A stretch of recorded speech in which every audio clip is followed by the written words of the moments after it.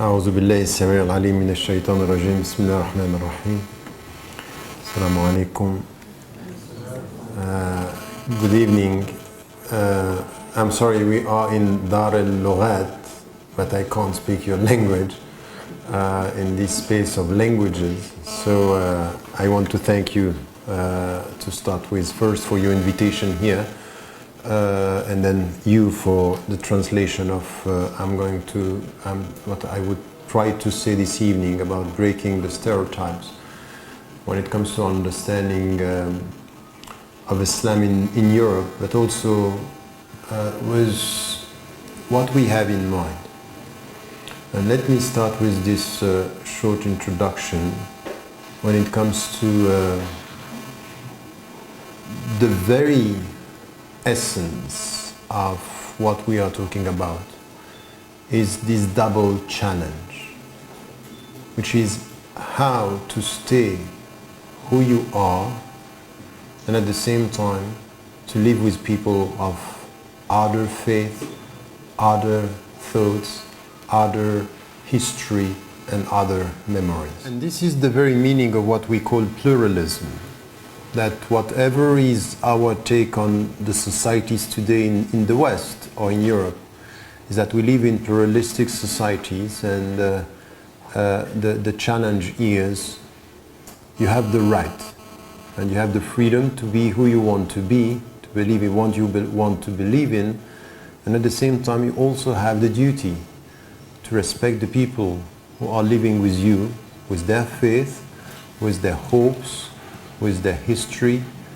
and with also their freedom of what we have as two fundamental rights in all our societies, what we call freedom of conscience and freedom of worship. And as it is known, freedom of conscience is an individual right. It's you and your conscience. You have the right to decide for yourself. And freedom of worship is you and your fellow sisters and brothers in faith, in religion, or in anything which has to do with the community side of your involvement in your belief. So these are rights that are in fact legal normative terms. It's not coming from anywhere. It's in all our constitutions, our legal framework. We have this double acknowledgement that there is an individual freedom and there is a collective freedom. So that's fine, but this would be very easy if things would be very simple like this. We are reasonable human beings, we come to the rights, be who you want to be, do what you want to do, and that's fine. But as we have it in the title today, it's not as simple as that. Because our living together is not based on rights, it's not based on our common dignity. Is based mainly on perceptions. And the starting point of everything is to be able to merge between principles in which we believe and perception through which we see people. When Samuel Huntington, this was more than 15 years ago, started talking about the clash of civilizations, he was in fact shifting the potential tensions that we have as to rights, justice, and equality towards something which is, these are civilizations clashing, meaning it's a universe of reference that is clashing with another universe of reference. It was less based on power struggle than symbolic struggle. And my answer to this was, in fact, it's not a clash of civilization. Not to say that there is no clash of civilization, but to say something which is even deeper and more difficult to tackle, which is a clash of perceptions. And this is more complex for many reasons. And the first one is that when you think that you think with your mind, when you think that you think with your mind, you are not always aware that you think through your feelings and emotions. You don't have pure knowledge like this, you have perceptions. And the paradoxical situation in which we are living is the more you have technology, the more you have communication, the more this is shaping the window through which you look at the world without knowing it. So more information is not more rationality. It's sometimes more informal, emotional that is shaping your perception of the world. So it's a vicious circle. You think that we are more equipped, but the screen is deeper. Because breaking stereotypes means what? What is a stereotype? It's something that you have in mind which is a prejudgment. That you are conceiving something about people that is projecting onto people sometimes things that you have in mind that maybe they don't have it. It's a prejudgment that is defining the other the way you are perceiving it. And in philosophy, as well as in religious sciences, we have this, that we have to be very cautious not to think about rationality as something which is disconnected from emotion. For example, the empiricist, in fact, philosophy was saying nothing is in your mind that is not first in your senses. It comes through your senses, so you have to feel it. It shapes your understanding of things. In the Islamic tradition, even the way we speak about rules, it's important, and this is why the scholars understood from the very beginning. If you deal with rules and you want the people to feel good with rules, you have to take into account culture. Why? Because culture is the window through which they deal with the rules. So this is where it's very deep here. And when you want to tackle stereotypes, you have to deal with this. Anyone in this room saying, I don't know what racism is in danger. We are all potentially racist in the way we are nurturing informal stereotypes about people. It's not as easy as that. They say, I'm not a racist, come sit, we are going to talk about that. There is something in spiritual terms that is called intellectual humility. And intellectual humility, when we live with our own values and we live with others, is really to be very aware that we have to check from where we look at things, which is based in the spiritual term. Intellectual humility is, first, I don't get it all, and then I have to look at things through also from where the people are looking at things. And here comes the first question. Almost everywhere in the West today, the perception of Islam is very negative. Lots of stereotypes, lots of prejudices.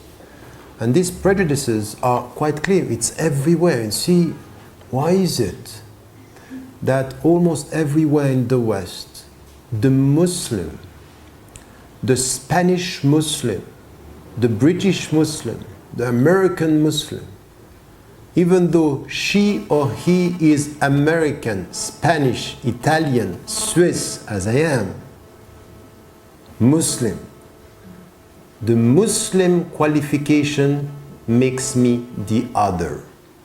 Why is it? Why am I reduced to this perception that Islam is not European and Muslims are the others? This perception that it's the other is not new. It's something which is very deep in history. So much so that, in fact, if you look at our religious references and the perception, in a discussion, for example, if you take just one topic, women, for example, look at what was said about Muslims and women in the Middle Ages. It's exactly the opposite of what is said now. In the Middle Ages, the Muslims was perceived as very permissive, very just obsessed with sexuality. 1001 nights. That was all about. Muslims are very open. Too much for us. These are people who are immoral. 6 centuries later, exactly the opposite. Look at these Muslims. it's all about prohibitions. They don't know anything about sexuality. They are completely frustrated minds and bodies. And in fact, the only common things that we have in both situations, they are the other, not like us. By defining them as the other, we help ourselves to define who we are. So there is a double understanding here. You define the other and it helps you to know who you are.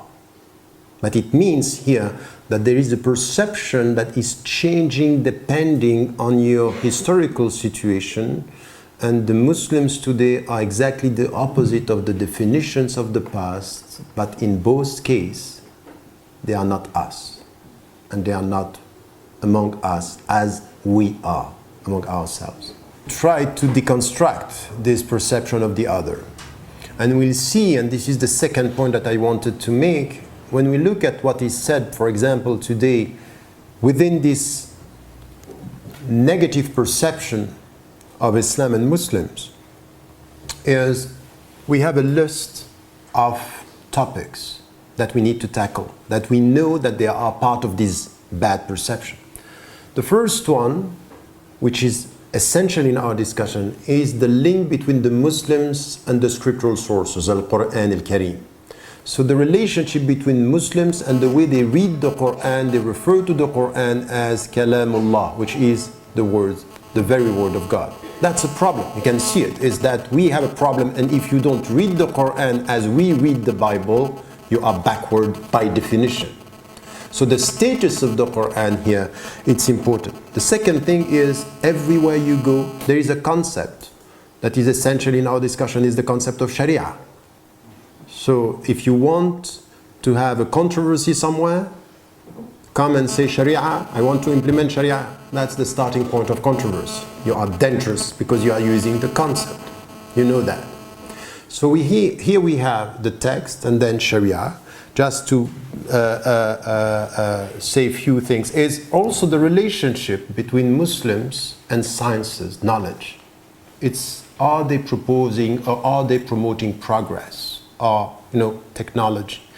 As what we see in the Muslim majority countries is not so much, it's always when we speak about science, we speak about the past, and Grenada for that is the good example.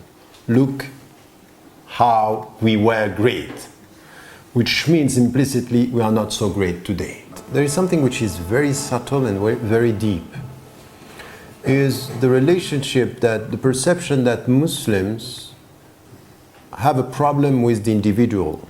Everything in Islam seems to be connected with the community. It's as if the individual is lost within the community decides. So this relationship between individual and community is a very important question in the perception, and especially in the West, where individualism is becoming a reference. One of the features of what we call modernity is progress and individual, is the primacy of the individual. So this is one. The other thing is, of course, women, that we cannot have any discussion in the West where there is not a problem that has to do with the perception that women are discriminated in Islam or in the Muslim communities or in both. And the last one, once again, is something that we have now, day in, day out. You cannot just tackle or talk about Islam without talking about violence and terrorism and killing people, wars, and all what we have. So these are the three others. And once again, this is a reduced list of so many other things. We have in the Quran, in the Revelation, a verse that is saying something which is quite deep, that Muslims very often quote, but don't go very deep in understanding what it means.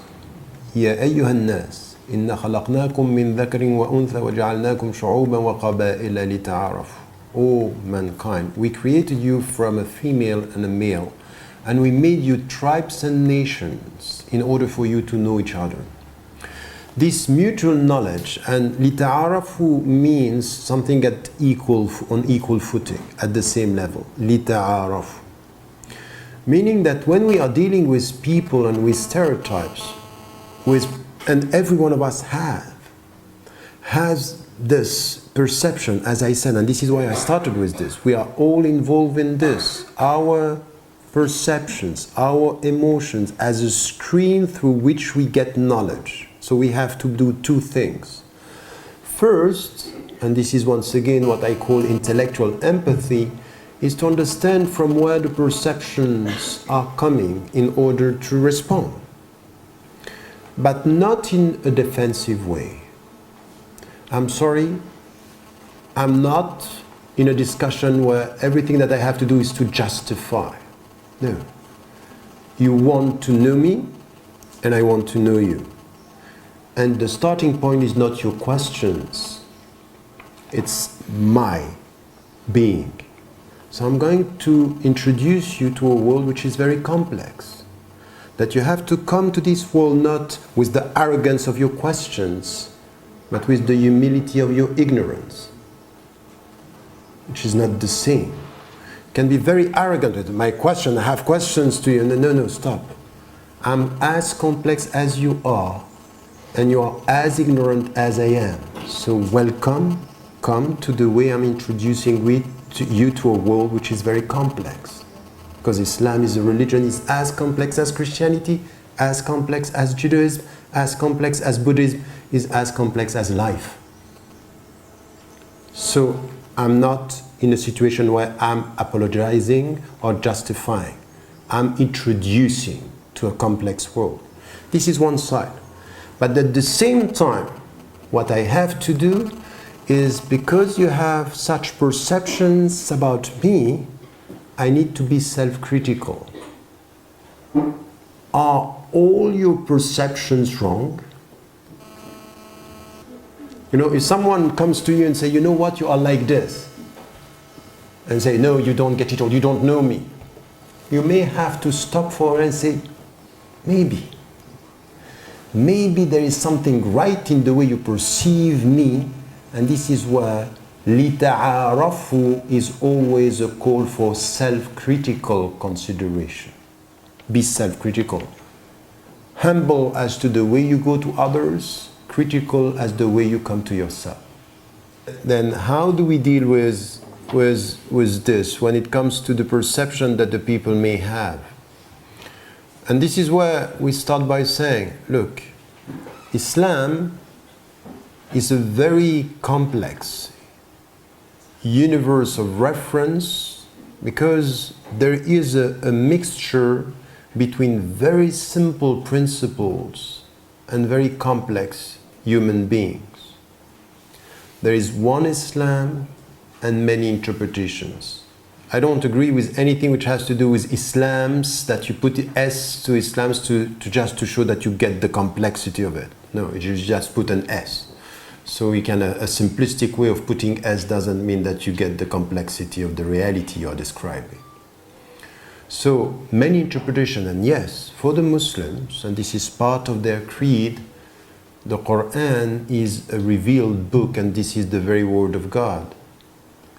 But from the very beginning, there is a legal tradition where the scholars were dealing with the scriptural sources in a way which was very deep in this categorization of even the verses within the Quran. There are verses that are clear-cut and they are beyond history. And there are verses that you have to put within history and to understand how to interpret the text. So in fact, the problem is not in the Quran. The problem is in the readers. And we need to understand that this complexity is a very long tradition. When we have 18, 30 schools of law where the Muslims were dealing with one book, many interpretations and mutual respect, which is unity and diversity in Islam. Meaning that you cannot take one Muslim and judge Islam. Is one Muslim is one understanding, and Muslims are dealing with a diversity of interpretation that is as old as Islam in itself. Even among the companions, we had different interpretations.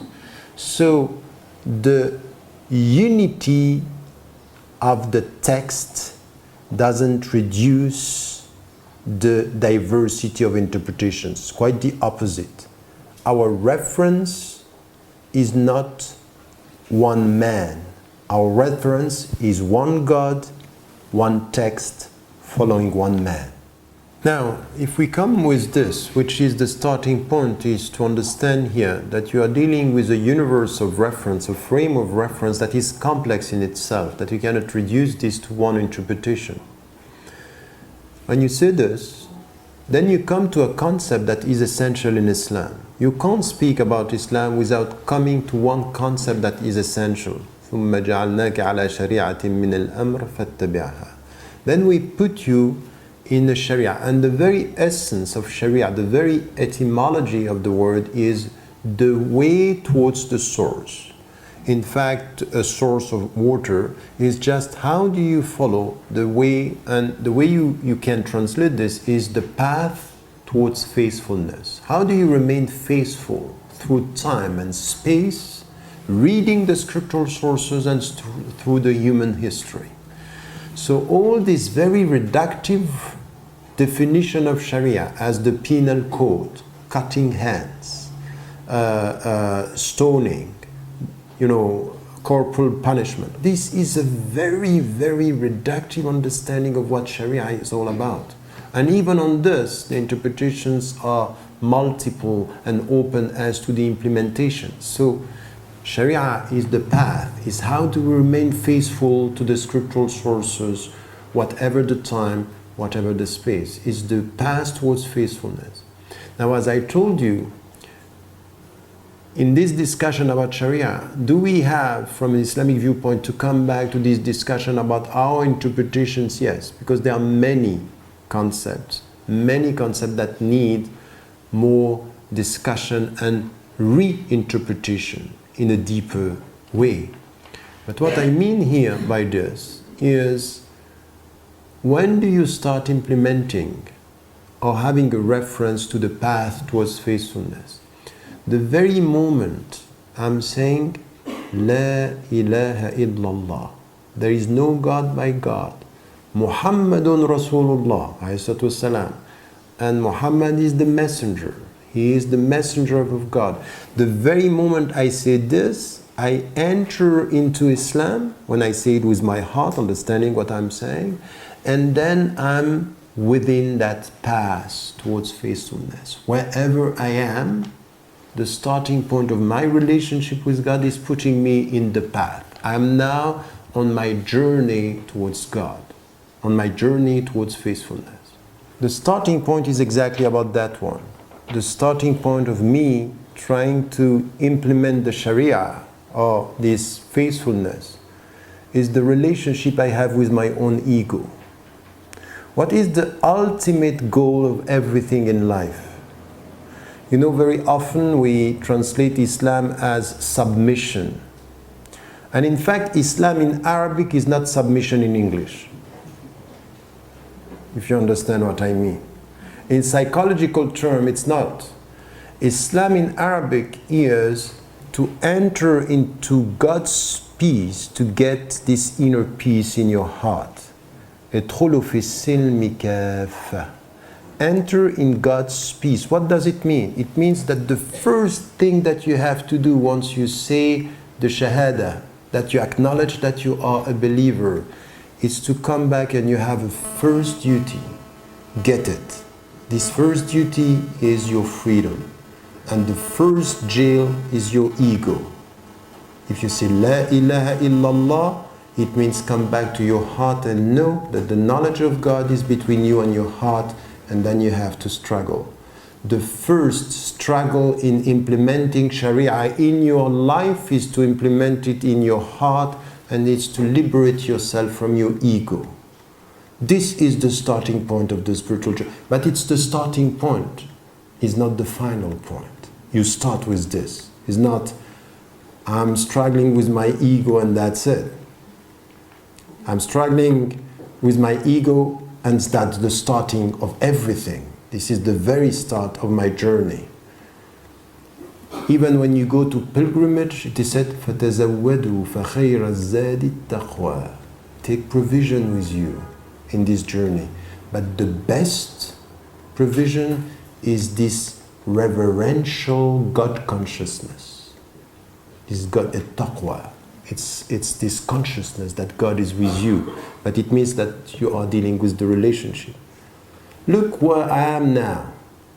I'm not trying to respond to, tell me about Sharia. I want you to enter into the world of this in-depth understanding of what we are talking about. And we need this. We need to come to this discussion, not through the questions that we have, but through the teachings that we are following. There is something else which is necessary in everything which has to do with the Islamic teaching. You are not going to get freedom without two conditions. The first one is to discipline yourself, so you need rules. Look, Ramadan is coming in 1 week, and during 1 month you don't drink, you don't eat, you don't drink, you are controlling your body. And in fact, this is the way towards your freedom. Why? Because you are controlling any type of potential addictions. Your dependencies are making you less than conscious human being. So this is paradoxical. No freedom without discipline. Which in fact, we think it's the opposite. That freedom is no discipline. The spiritual way is exactly opposite, and this is what we find in Judaism, in Christianity, in Buddhism, in all the tradition.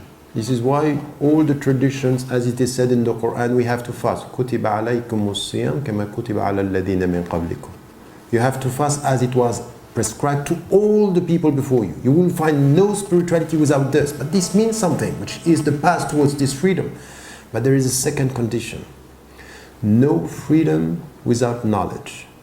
This is why we have a saying coming from the Prophet ﷺ, peace be upon him, saying, Talabul ilm faridatun ala kulli Muslim wa Muslima is just knowledge, seeking knowledge is an obligation to every Muslim man and woman.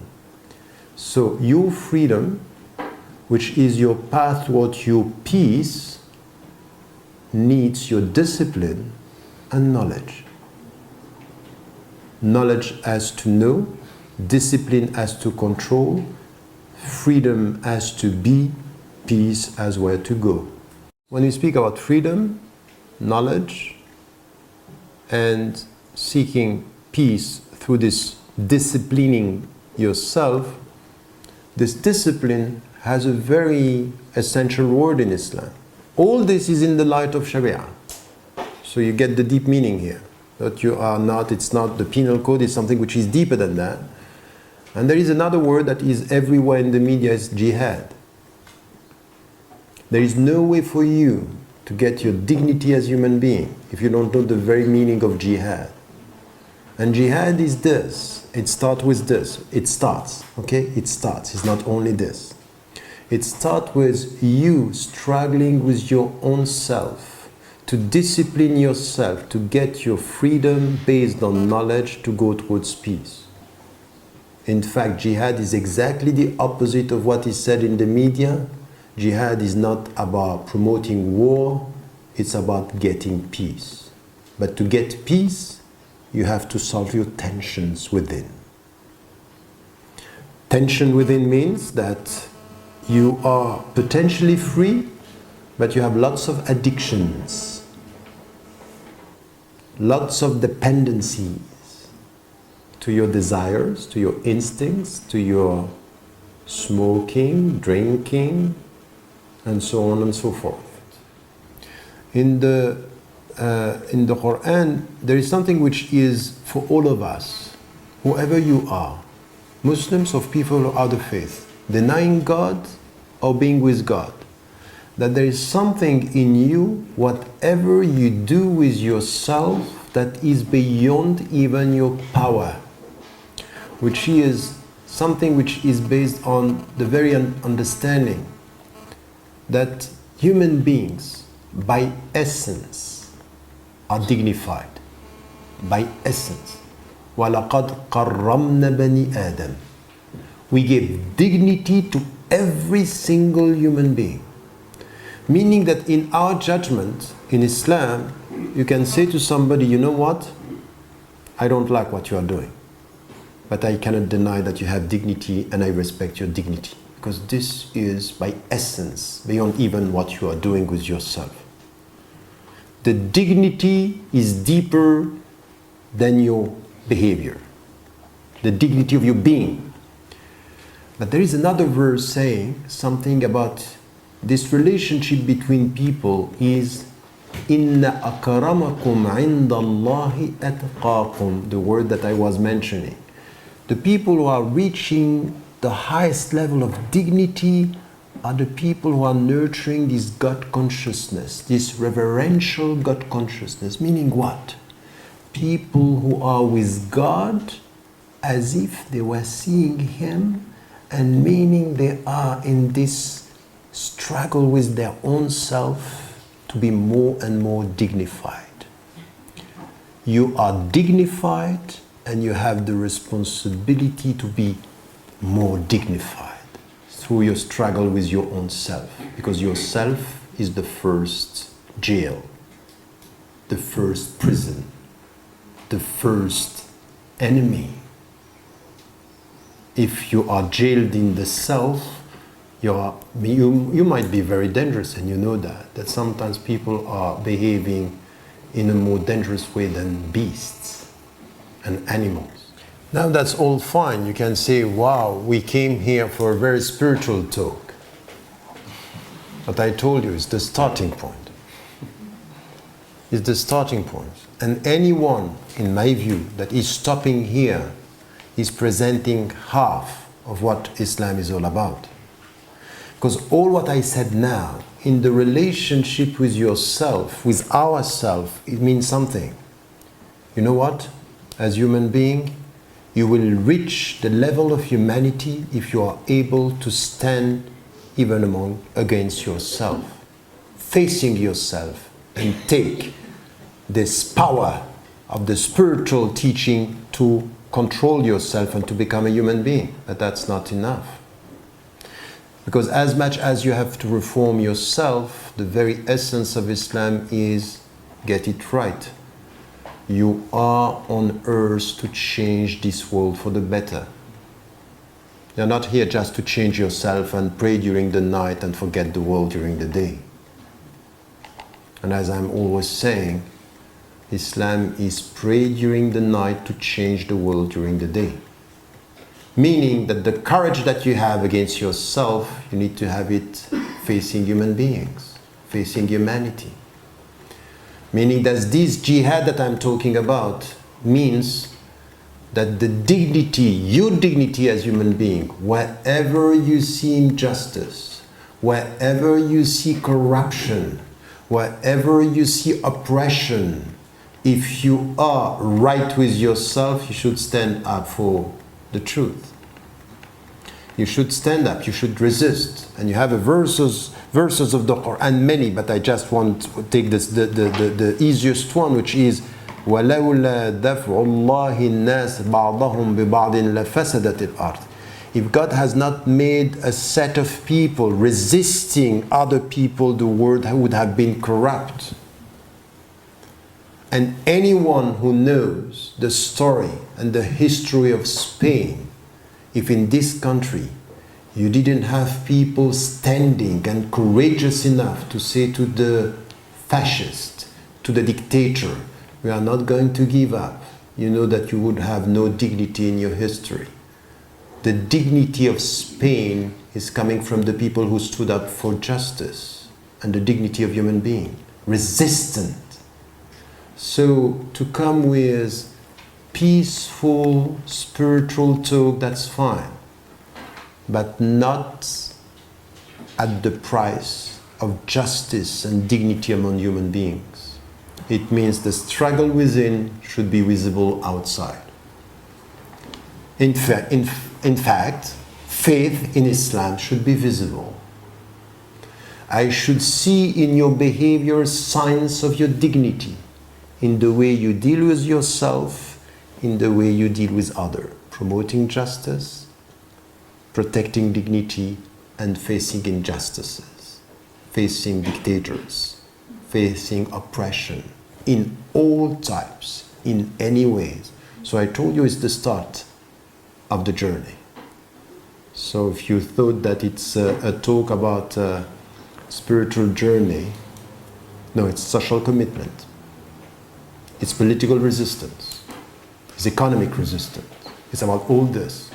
You want an example? The month that is coming. We all fast individually. It's my heart, it's me. But everything is about justice in the world. Poverty, justice towards the poor. That it's a scandal for you to eat so much when your neighbor is so hungry. If you don't get that, you might rethink the way you fast. Everything that I said here, it's in fact a call to the individual. Because we are talking about an act of faith. This is Iman. This act of faith is an individual thing, and then we know something in the Quran which is said, وَكُلُّهُمْ آتِيهِمْ يَوْمَ الْقِيَامَةِ فَرْدًا. Every one of us is going to be before God alone, men and women, father, mother, or kids. One day you are going to be alone. You can't say my community. And because you can't say my community, no one in your community can impose onto you to do things that are against your conscience. Even, for example, something like the headscarf, whatever is your take on this, no father, no brother, no sister, nobody can impose this onto you. Never a state. Because this is a personal take. You need to take the decision for yourself. Freedom of conscience within the community should be something that you are nurturing out of your knowledge. So that's essential when it comes to men and women. And this is essential to understand that yes, there is a sense of community, solidarity, brotherhood, sisterhood, yes, but not at the price of my personal decision. If you are my brothers, if you are my sisters, you help me to be better, but I am not the object of your judgment.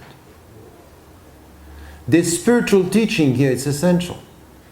And this is what we have to nurture. So sitting here and say, yes, that's nice, I have to repeat that. This is why I'm starting, and it will come to my conclusion. With all what I said, is this what we are experiencing today in Muslim majority countries and in Muslim community? Not exactly. So now we come with the critical thinking, when we have to start this critical journey, which has to do with this intellectual humility, that where are we with all what we are saying here? Now what I am saying here is that we need to come to the in-depth of this understanding of Islam and this spiritual teaching, this social teaching, this celebration of something that is not very much there in Islam when it comes to freedom, when it comes to discipline, when it comes to knowledge, and when it comes to peace. Also something which is essential in everything that we have in Islam. It's something within the community which is very much based on something that, in fact, when I was traveling in South America, I met Christians that they helped me to reconcile myself with my tradition when they were saying, you know, God is about love. And then you come back to the Quran and you listen, إِن كُنْتُمْ تُحِبُّونَ اللَّهَ فَاتَّبِعُونِ. If you love God, follow me.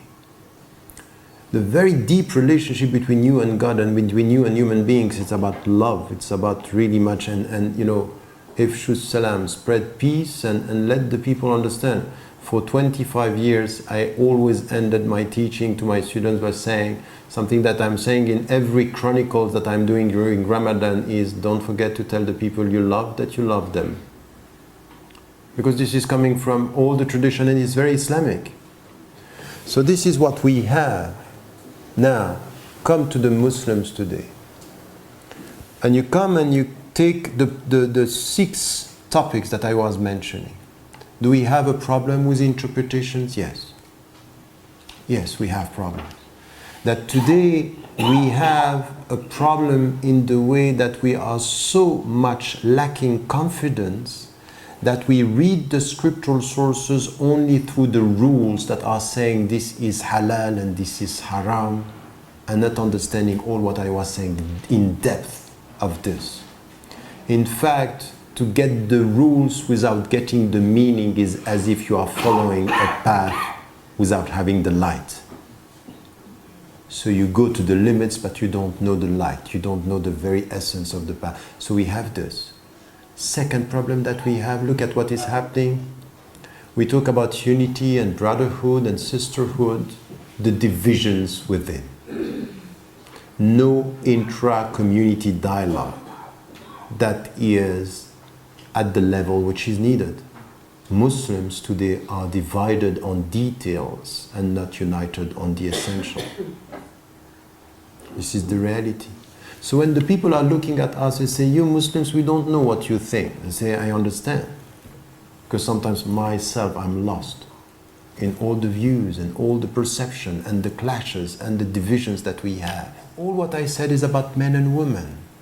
And that we have to acknowledge in Islam, there is something which is autonomy for women. You have to take the decision, you have to get your knowledge, you have to be free to decide for yourself.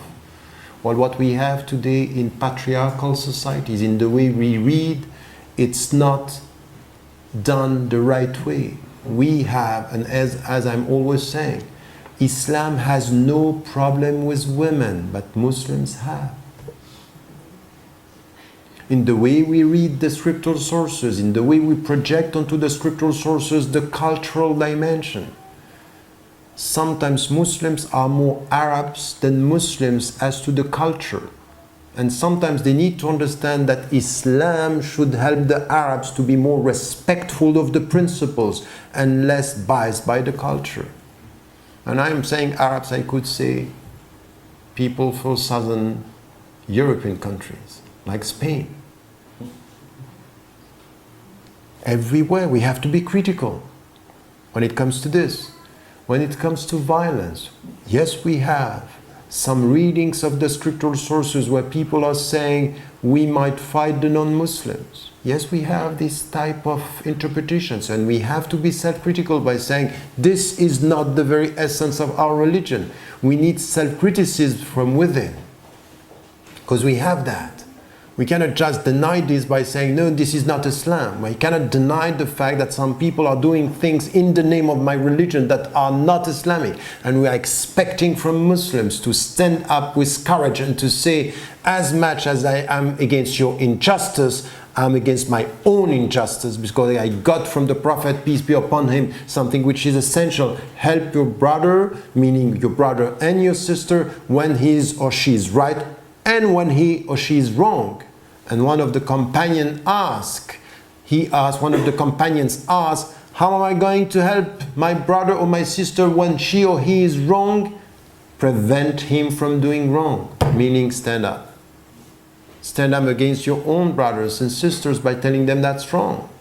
This is Islam. So this self-critical approach is also not to put ourselves in a position to justify always, I'm very gentle, I'm very kind, I'm a nice person. That's not the point. The point is, say what you have to say about the in-depth of your religion and be critical with people who are betraying the very essence of this religion. And be self-critical in history, in understanding, but once again, in something which is a dignified way to deal with yourself. And the last point that I wanted to also say is, in our discussion between civilizations, there is something that we should all avoid. All of us, in our discussion. Don't talk to me about your ideals and compare this with my practices and my behavior. That's too easy. When the people are saying, you know what? We are the civilization of human rights. Look at the way you deal with people. And the Muslims are saying, we are universal value. Look at the way the West is behaving. That's not fair. We need to compare the like with the like. Ideal values and practices. Because I'm sorry, if you come to me and to say that the United States of America or the European countries are the epitome of what are human rights today, I say I have some doubt. The values are here, but the behavior is not. And when it comes to Muslims, We have great Islamic values, but the way Muslims are behaving is different. So let us compare our behaviors instead of claiming our values. The right thing to do is improve the way you behave and stop hiding behind the values in which you believe. It's always good to speak about values. Let us speak about the consistency between your values and the way you behave. That's the starting point of going beyond stereotypes. As you understood, the starting point of our discussion is something which is very deep, but very important. Start with intellectual humility and intellectual empathy. Intellectual humility is I'm learning, and empathy, I'm trying to get your viewpoint from where you are, not imposing my viewpoint from where I am.